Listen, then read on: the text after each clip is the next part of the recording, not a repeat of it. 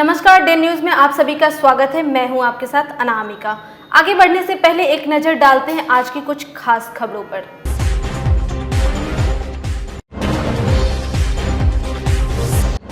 Corona संकट के बीच शांतिपूर्ण मनाया गया मुहर्रम। अपने अपने दरवाजे पर शिया समुदाय ने किया मातम तो सुन्नी समुदाय ने खेला अखाड़ा। एक से बढ़कर एक करतब दिखाकर लोगों को कर दिया हैरान।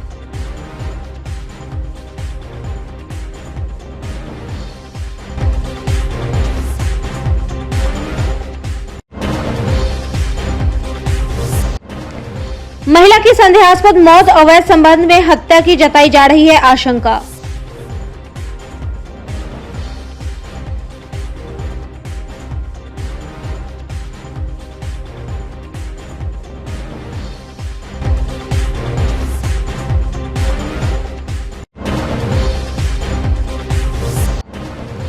और मोबाइल छीनकर भागते दो युवक धराया, लोगों ने कर दी जमकर पिटाई।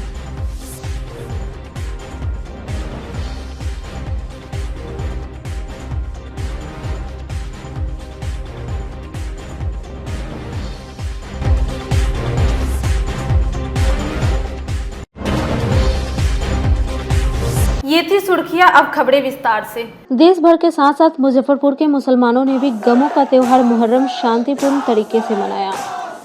कोविड गाइडलाइन का पालन करते हुए शिया समुदाय के लोगों ने अपने घर पर ही मातम मनाया, तो वहीं सुन्नी मुसलमानों ने भी अपने घर के दरवाजे पर अखाड़ा निकालकर एक से बढ़कर एक खेल दिखाकर लोगों को हैरान कर दिया।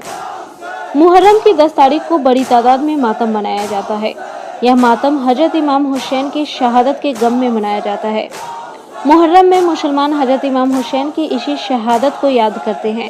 शिया मुस्लिम समुदाय के लोग 10 तारीख को बड़ी तादाद में ताजिया और जुलूस निकालकर गम मनाते हैं। जुलूस के दौरान पूर्वजों की कुर्बानी की गाथाएं सुनाई जाती है ताकि लोग धार्मिक महत्व और जीवन मूल्यों को समझ सके। हालांकि इस बार कोविड महामारी का असर से जुलूस देखने को नहीं मिला। वहीं सुन्नी मुसलमानों ने अपने घर के दरवाजे पर ही ताजिया निकालकर फतीहा खानी की। इस दौरान क्या बड़े, क्या छोटे, क्या बुजुर्ग, सभी ने एक से बढ़कर एक हैरत अंगेज खेल दिखाकर मौजूद लोगों को हैरान कर दिया। सराय सैयद अली मोहल्ला हो या फिर अखाड़ा घाट रोड के लोग, सभी ने एक से बढ़कर एक खेल दिखाया। तस्वीरें आप खुद देखिए कैसे युवाओं के द्वारा जान को जोखिम में डालकर मरकली को शरीर पर फोड़ा जा रहा है। मुहर्रम को लेकर शहर में सुरक्षा कड़ी दिखा। शहर के विभिन्न चौक चौराहे पर मजिस्ट्रेट के साथ पुलिस फोर्स की तैनाती रही। इस दौरान कई ग्रामीण इलाकों में जुलूस निकालने पर डीजे को पुलिस के द्वारा जब्त भी कर लिया गया।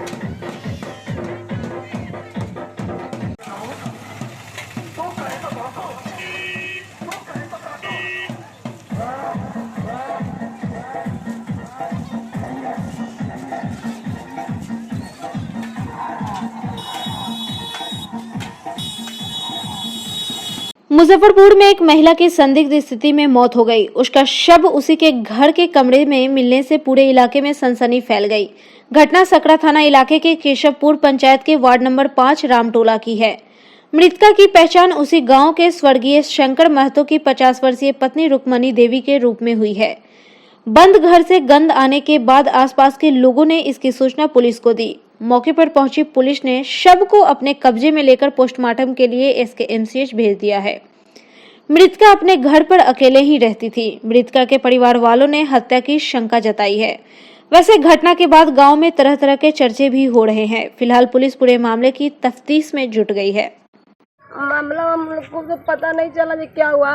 वैसे मंगलवार को बात हुआ मम्मी से। इसके बाद फिर हम लोग बुध को फोन किए, लगातार रिंग हो रहा था, फोन नहीं उठा रही थी। फिर गांव में बीपे को किसी और को बोलने जो थोड़ा घर जाके देखने के लिए फ़ोन कर रहे हैं, फ़ोन से बात नहीं हो रहा है मम्मी से। तो मम्मी जब आया बोला काकी काकी बोला, उसमें आवाज़ में मम्मी थी नहीं, मोबाइल था बगल में, रिंग हो रहा था। तो फिर बोला आदमी से किया जब डेट कर गए है ही नहीं। आए हैं तो फिर क्या देखे? आदमी से हम लोग जब आए तो यहाँ पे फोर्स था, प्रशासन से आ रखा था। यही लाई बकवाई जे सांप काट लिया, बिच्छा काट लिया, ऐसे हुआ वैसे हुआ, 8 चौक कर गया, वैसे बोल रहे थे। अच्छा, फिर चाकू वगैरह की बात आ रही है और शीट से जलाने की बात आ रही है, ऐसा मामला है क्या? मतलब चाकू से मारने की बात आ रही है? हाँ, इसमें लगभग चाकू मारा हुआ, इसमें गर्दन में मम्मी लॉकेट पहन रखी थी, वो छीन उन के चकुआ सामान से पूरा तोड़ फाड़ के बिखरा हुआ है। अब पूरा शरीर में तेजाब उछल के मतलब बड़ा बड़ा फोखा हो रखा है। हाँ, एक महिला के सब होने की सूचना केसरपुर वार्ड नंबर 5 में मिली थी। उसको पुलिस द्वारा इंक्वेस्ट करके पोस्टमार्टम हेतु भेज दिया गया। क्या लग रहा है दृश्य उसका प्रथम दृश्य से?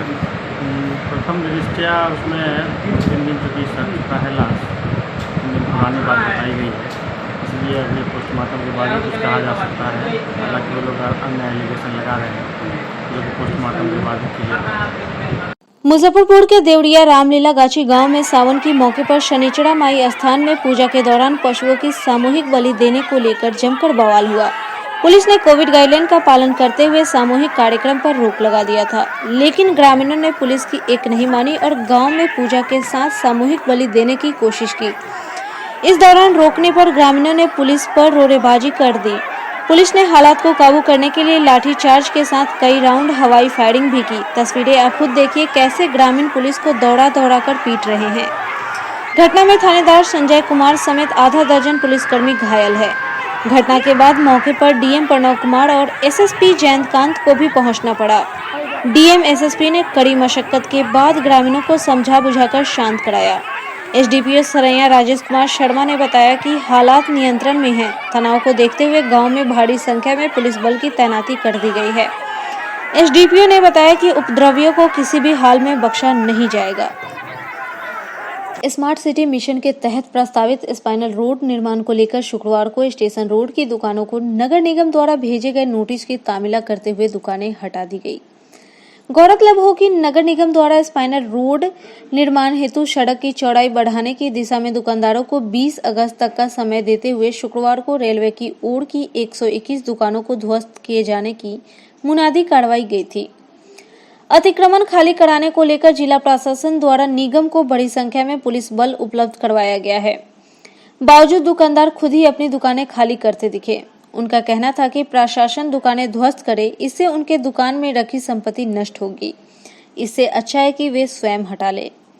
जिला प्रशासन की इस कार्रवाई से स्थानीय दुकानदारों में रोष व्याप्त था। स्थानीय दुकानदार मोहम्मद नौशीम का कहना है कि सरकार के इस तानाशाही रवैये के खिलाफ आंदोलन किया जाएगा। आज सैकड़ों परिवार बेरोजगार होकर भुखमरी की कगार पर पहुंच चुके हैं। दुकानदारों के समक्ष अपने परिवार का पेट भरने और बच्चों के पढ़ाई की चिंता सता रही है। सरकार को चाहिए कि दुकानों को उजाड़ने से पहले बसाने की नीति अपनाई जानी चाहिए। हम लोग का जगह दीजिए, न तो धरना प्रदर्शन होगा, डीएम साहब के यहाँ जाएंगे, नगर प्रशासन तक जाएंगे। हम अपना हक कैसे छोड़ेंगे? हम लोग का हक दीजिए, कहीं भी दीजिए, लेकिन दीजिए। अब कहाँ जाएंगे बताइए? ये ऐसी सरकार को बना के कौन फायदा जब गरीबी ही रोड में न रहता है तो हम तक कहाँ जब हमें सके कोनो सरकारी नौकरी है? सरकारी नौकरी है जो कमेबे खबे। प्रशासन के कथी जा रहा है? डीएम साहब के की जा रहा है? डीएम साहब के पूरा जिला के मालिके हथी, प्रशासन जी पूरा जिला के मालिके हथी। उनका सके कौन तो हम सब जा रहा थी जब 200-400 रुपया कमा के अपना पेट पालन करे वाला। इसमें गरीब न मरे थे, अमीर थोड़ी मरे थे। आगे अब क्या करेंगे? दुकान हट गया तो गरीब लोग का कहाँ क्या मिलेगा? 1946 से है, पहले पिताजी लगाते थे यहाँ पर, आज़ादी के पहले से है। उसके बाद 72 में लॉट हुआ तो फिर 72 से दुकान मतलब चल रही है। अब हटा दिया गया, अब आगे क्या कीजिए? अब क्या करेंगे तो हमको ही पता नहीं। अब आप मतलब कब जब हर ले जाएंगे उसके बाद तो फिर सोचेंगे क्या करना नहीं करना, क्योंकि जीवन जीने के लिए कुछ ना कुछ तो करना ही पड़ेगा, बिना किए तो कुछ होगा नहीं। जो ने दुकान हवाले हमको किया था कि बेटा इसी से तुम रोजी रोटी चलाना। हम रोजी रोटी क्या चलावेंगे? बच्चा को इसी से परवरिश करके सियाना किए। हमारा 10 परिवार है, वो 10 परिवार हमारा कहाँ जाएगा? 122 दुकानदार का हजारों हजार की संख्या में भुखमरी और बेरोजगारी की कगार पर आ जाएगा। और आप कहते हैं नरेंद्र मोदी जी की आप आत्मनिर्भर बनिए। यही तो आत्मनिर्भर है कि मेरे पास दुकान हटाने के लिए पूंजी नहीं है। बैंक का हम लोग लोन लेकर दुकान चला रहे थे सीसी, इसका भरपाई कौन करेगा? तो लास्ट में हम लोग यही सोचे हुए हैं कि हम लोग परिवार समेत जहर खा के आत्महत्या कर लेंगे, मगर सारा ब्लेम नगर आयुक्त को लगा के जाए। नगर आयुक्त को चाहिए था कि पहले कहीं बसा देते। इन्होंने सिर्फ ये देखा कि मखमल में टाट का पैबंद नहीं, यानी गुमटी नहीं रहना चाहिए। तो भैया हम तो जा रहे हैं, हम आपसे लड़ नहीं सकते हैं। मैं भी दुकानदार हूँ, मेरा ये दुकान है, दाल रोटी कमा रहे थे इज्जत आबरू से, मगर जीने नहीं दिया। इस सरकार में कोई भी जो है तुगलकी फरमान के आगे नहीं, ज़्यादा कुछ बोलेंगे तो हम पर केस कर देगा, यही तो है। जिले के सदर थाना क्षेत्र में मोबाइल छिनतई करने वाले 2 चोरों को स्थानीय लोगों द्वारा रंगे हाथ पकड़ लिया गया और जमकर धुनाई कर दी गई। बताया जा रहा है कि सदर थाना क्षेत्र के भिकनपुरा के पास मोबाइल छिनतई करने वाले 2 युवक बाइक से आए और राहगीर से फोन की छिनतई कर भागने लगे। वहीं पीड़ित द्वारा शोर मचाने पर स्थानीय लोगों ने बदमाशों को रोकने का प्रयास किया, जिस दौरान दोनों सड़क पर ही गिर गए, जिसके बाद स्थानीय लोगों ने दोनों को पकड़ा और जमकर धुनाई कर दी। वहीं घटना की सूचना के बाद पुलिस भी मौके पर पहुंची और दोनों बदमाशों को भीड़ की चुंगल से निकालकर थाने ले आई। मामला हम जा रहे थे तो गाड़ी से आया 2 लड़का मोबाइल छीन के भाग रहा था। आगे हल्ला करने पर लोग जो है उसको पकड़ा, गिर गया। गिरने के बाद जो है सो पुलिस आई है, पुलिस आकर जो है सो अपना परिचय। नाम क्या हुआ सर? मेरा नाम नीलेश कुमार सिंह। घर कहाँ हुआ? घर हुआ मधौल। कितने बजे की घटना है? 10:30 के करीब। यहाँ एक व्यक्ति का ये जाते हुए जो है मोबाइल छीनने का चक्कर 2 जो है मोटरसाइकिल पर सवार जो प्रयास किया। स्थानीय लोग ने जिसका जो है पीछा किया, तब पुलिस को भी खबर किया। हमारी गश्ती पार्टी यहाँ पहुँच गई, दोनों को पकड़ के जो है कानूनी कार्रवाई की जा रही है। दोनों जेल भेजे जाएंगे। क्या कुछ बरामद है इनके पास? इनका एक तो ये मोटरसाइकिल है और मोटरसाइकिल के साथ जो है कुछ कागजात वगैरह है। इसका मुजफ्फरपुर में आफत की बारिश और बाढ़ का पानी तबाही मचा रहा है। धान की फसल के लिए वरदान साबित होने वाली बारिश किसानों पर कहर बरपा रही है।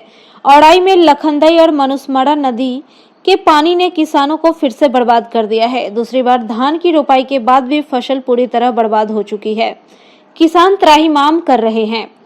औड़ाई प्रखंड क्षेत्र के विस्था, जगतपुर, औड़ाई, घनश्यामपुर में लगातार पिछले 2 बार से आई बाढ़ आम जनों के साथ साथ किसानों पर भी मुसीबत बनकर टूटी है, जिसके बाद जो किसान खेती पर निर्भर था वह आज दर बदर भटक रहा है। किसानों का कहना है कि 2 बार खेतों में धान की रोपाई की गई, दोनों बार मुसीबत की बाढ़ उन्हें पूरी तरह से बर्बाद कर दिया, जिसके लेकर काफी परेशान है। कर्ज लेकर दूसरा खरीद कर लाए थे, वह भी पूरी तरह से बर्बाद हो गया है। महाजन के द्वारा लगातार कर्ज की राशि की मांग की जा रही है।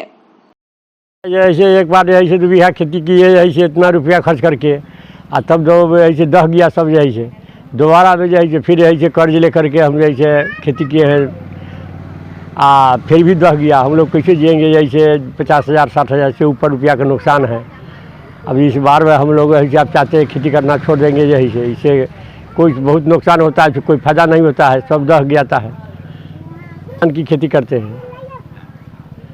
क्या स्थिति है अभी यहाँ? स्थिति बहुत खराब है। स्थिति है ये 2 बार, एक बार दह गया जैसे, दोबारा ये फिर दह गया जैसे। दोबारा रुपये कर्ज लेकर के सबसे कर्जा उजाले आम लेकर के रुपये हैं, दोबारा में भी वही स्थिति है, दह गया सर। कर्ज लेकर के लाते हैं। पहला बेर किए जैसे खेती ऐसे अपना जोर से ऐसे अथी लेकर के, आप फिर दोबारा में वो कर्ज भी लेकर के हम किए हैं। क्या लागत लग जाती है? 50,000 से ऊपर लग जाता है 2 बीघा में। जोताई महंगाई है, खाद महंगा है, जन मजदूर महंगा है, सब जानबे करते हैं कितना महंगाई हो गया। इसमें बहुत खर्च पड़ता है। 3-3 700 रुपये कट्ठा तक जोताई लग जाता है, जैसे 2-3 जोताई में। क्या हो गई है खेतों में अभी? खेतों में पानी से डूब गया, जैसे डूब गया, दह गया चास जैसे। क्या मांग करते हैं आप लोग? अब ये मुझे इसका जैसे अथी है मुआवजा से आप लोग दीजिए, सरकार से मुआवजा मांग करते हैं। क्या नाम हुआ? राम बहादुर राय। मुजफ्फरपुर इन दिनों दोहरी मार झेल रहा है, जहां एक तरफ कई इलाके बाढ़ से बुरी तरह प्रभावित है, तो वहीं कई इलाकों में जल जमाव से बाढ़ जैसी स्थिति बनी हुई है। शहर से सटे शेखपुर पंचायत के आदर्श नगर में भी इन दिनों जल जमाव से लोग बुरी तरह प्रभावित है। स्थानीय लोग जिला प्रशासन से मदद की गुहार लगाकर थक चुके हैं, लेकिन अब तक इनकी समस्याओं से निजात दिलाने को एक भी कदम नहीं उठाया गया। थक हार कर इन्होंने खुद ही अपनी समस्याओं को दूर करने का बीड़ा उठाया और आपस में चंदा इकट्ठा कर पंप के सहारे जल निकासी करवा रहे हैं और आवागमन के लिए निजी फंड से नाव का परिचालन हो रहा है। वहीं स्थानीय लोगों ने बताया कि इस इलाके में बीते 12 दिनों से तकरीबन 250 से 300 घर जल जमाव की समस्या से बुरी तरह प्रभावित है। लेकिन ना तो कोई विधायक या जनप्रतिनिधि और ना ही कोई सरकारी अफसर इनकी समस्या को देखने या सुनने आए। जलजमाव के कारण सांप बिच्छू के डर से लोग यहां रतजगा कर रहे हैं। वहीं स्थानीय वार्ड मेंबर भी लोगों को इस समस्या से निजात दिलाने में बेबस नजर आए और जिला प्रशासन से लेकर विधायक तक पर अपनी भड़ास निकाली। इसमें हमारा जल जमाव से हम लोग का बहुत नारकीय जीवन जी रहे हैं। हम लोग यहाँ पर पूरा सारा शहर का कचरा, सारा शहर का पानी यहाँ पर फेंका जाता है, जिस कारण से हम लोग इतना दूषित पानी में हम लोग का जाना आना दुभर हो गया हुआ है। सरकार की तरफ से हम लोग को कोई सुविधा नहीं मिल रहा है। हम लोग को सरकार की तरफ से सिर्फ पानी निकासी का सुविधा चाहिए।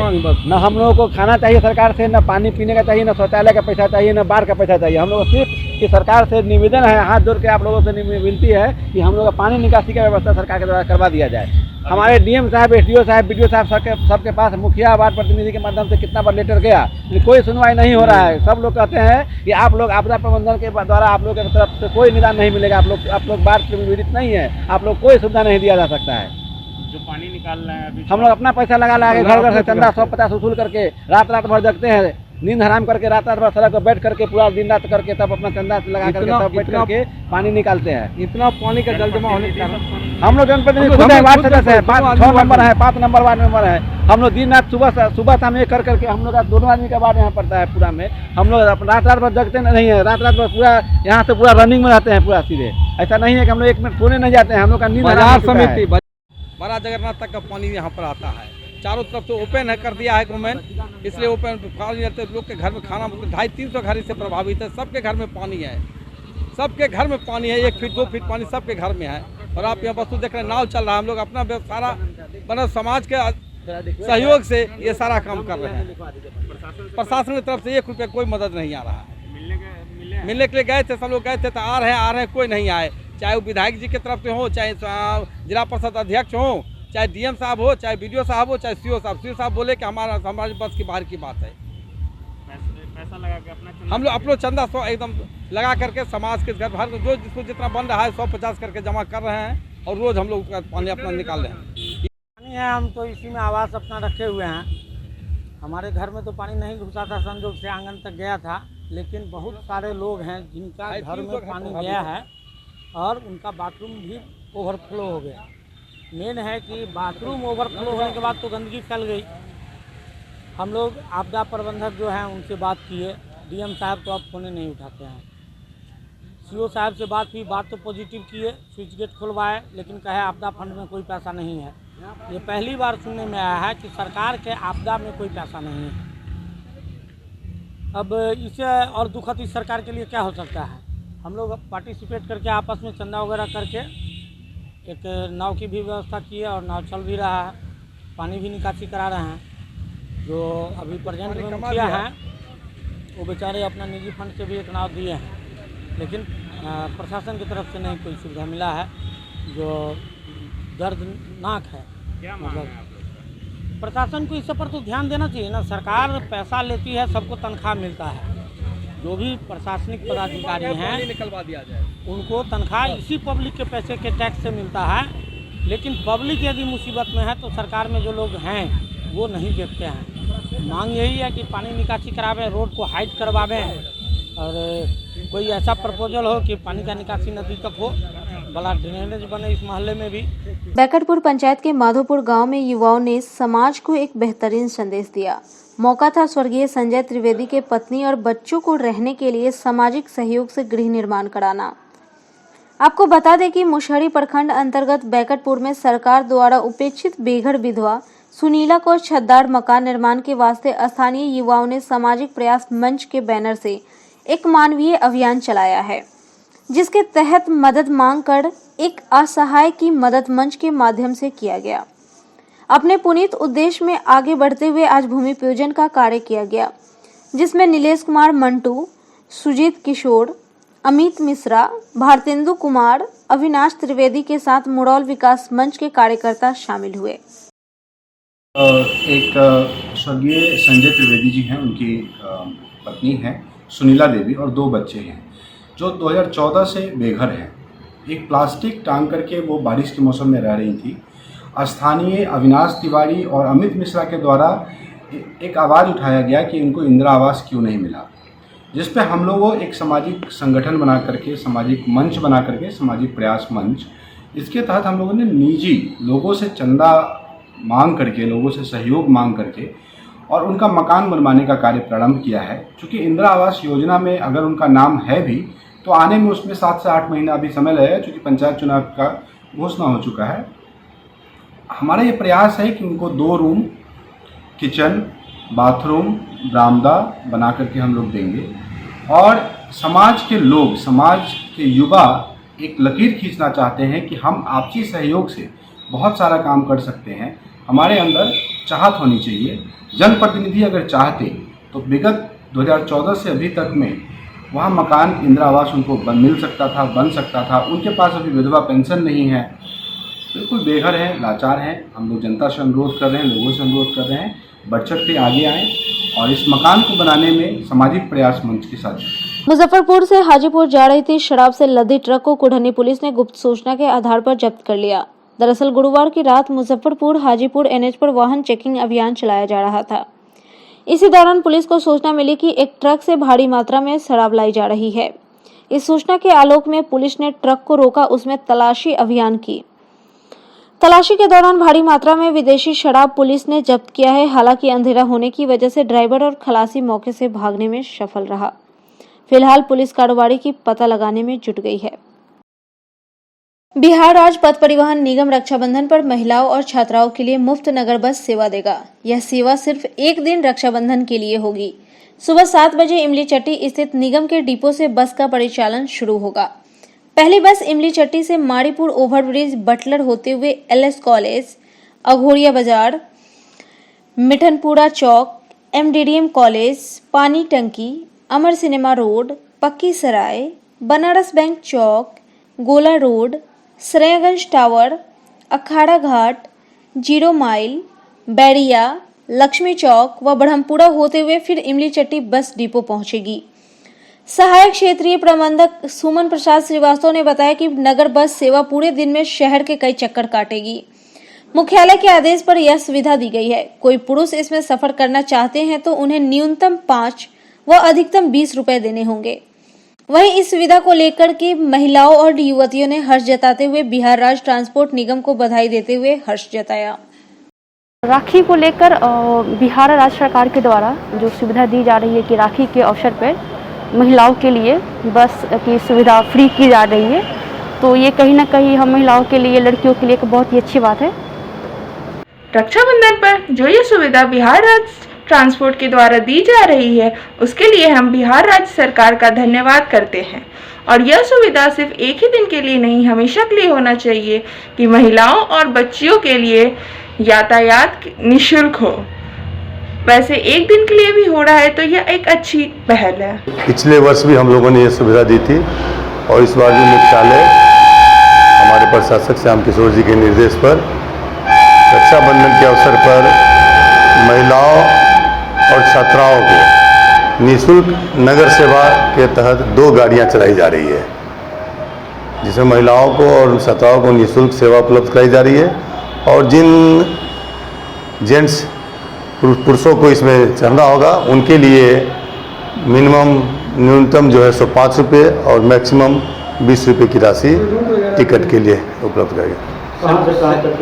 ये सुविधा जो है सो सरकारी बस स्टैंड से प्रारंभ होगी, मारीपुर चौक होते हुए कलमबाग चौक से अघोरिया चौक, मिठनपुरा चौक, उसके बाद मिठनपुरा चौक से जिला स्कूल एमडीडीएम कॉलेज होते हुए और बनारस बैंक चौक होते हुए आपको टावर पर आ जाएगी गाड़ी। टावर से अखाड़ा घाट पुल और अखाड़ा घाट पुल से 0 माइल होते हुए बैरिया गोलंबर और बैरिया से होके फिर जुअन छपरा, फिर सरकारी बस स्टैंड में पहली गाड़ी का पहली खेप होगी।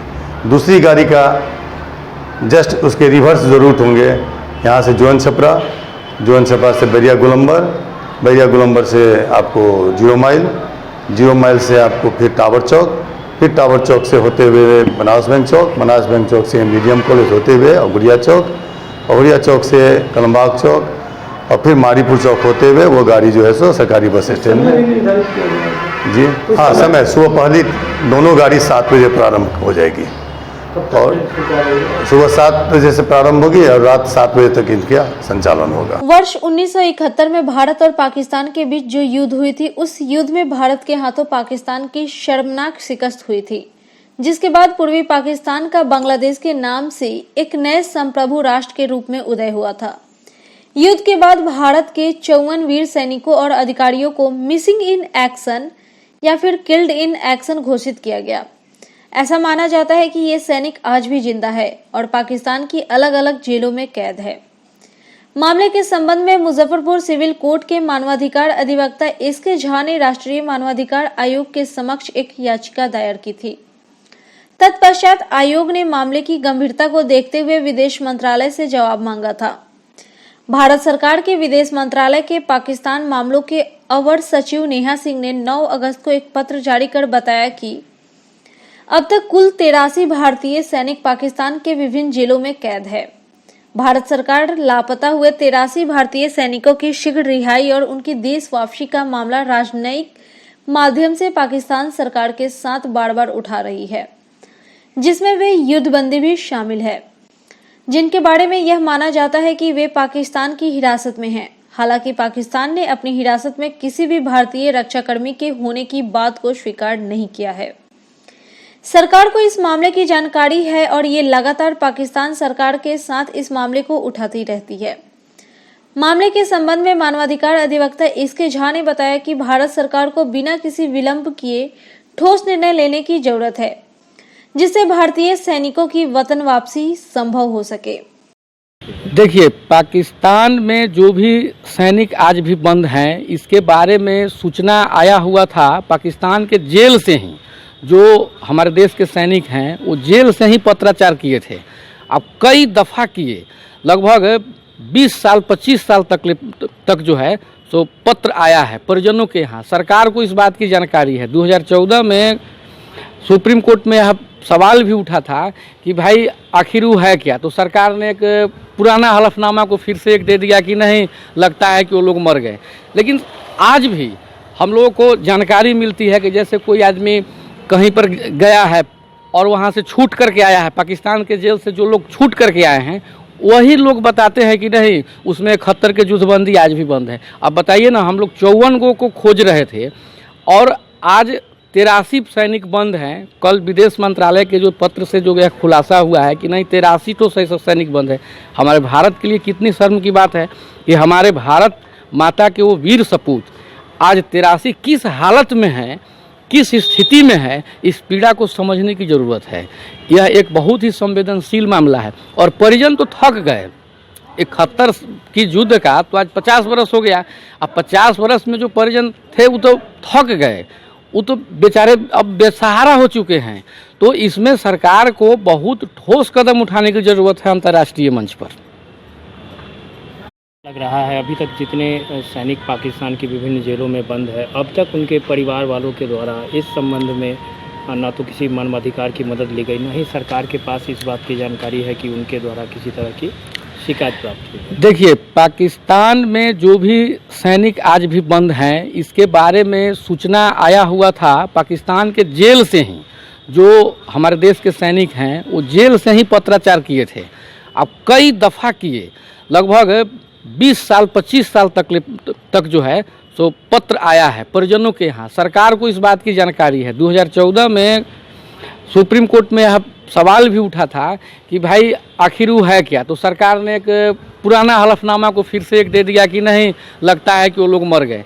लेकिन आज भी हम लोगों को जानकारी मिलती है कि जैसे कोई आदमी कहीं पर गया है और वहाँ से छूट करके आया है, पाकिस्तान के जेल से जो लोग छूट करके आए हैं वही लोग बताते हैं कि नहीं, उसमें 71 के युद्धबंदी आज भी बंद है। अब बताइए ना, हम लोग 54 को खोज रहे थे और आज 83 सैनिक बंद हैं। कल विदेश मंत्रालय के जो पत्र से जो यह खुलासा हुआ है कि नहीं 83 तो सैनिक बंद है। हमारे भारत के लिए कितनी शर्म की बात है कि हमारे भारत माता के वो वीर सपूत आज 83 किस हालत में हैं, किस स्थिति में है, इस पीड़ा को समझने की ज़रूरत है। यह एक बहुत ही संवेदनशील मामला है और परिजन तो थक गए। भारत रत्न पूर्व प्रधानमंत्री स्वर्गीय राजीव गांधी की 77वीं जयंती शुक्रवार को जिला कांग्रेस कार्यालय में धूमधाम से मनाई गई।